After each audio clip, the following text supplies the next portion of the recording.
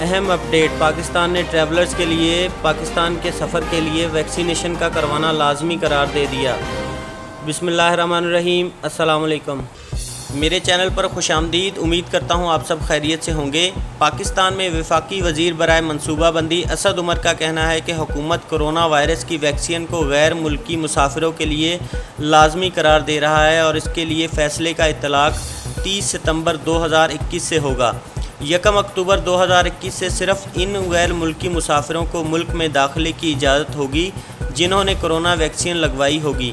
وفاقی وزیر نے اعلان کیا ہے کہ کرونا وائرس سے متعلق صورتحال کو دیکھنے والے national command and operation NCOC صرف ویکسین شدہ غیر ملکی مسافروں کو ملک میں آنے کی اجازت دے گا۔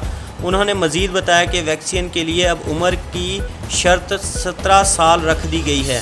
وفاقی وزیر نے بتایا کہ 15 اکتوبر سے غیر ویکسین شدہ افراد کو پارکوں سمیت عوامی مقامات میں داخلے کی بھی اجازت نہیں ملے گی، جبکہ اسکول ٹیچر اور اسکول اسٹاف کو بھی کام نہیں کرنے دیا جائے گا جو ویکسینیٹڈ نہیں ہوں گے۔ یہ تھی آج کی بہت بڑی اپڈیٹ پاکستان کے حوالے سے۔ امید کرتا ہوں آپ دوستوں کو پسند آئی ہوگی۔ پلیز میرے چینل کو لائک اور سبسکرائب شیئر ضرور کیا کریں۔ Thanks for watching. اللہ حافظ۔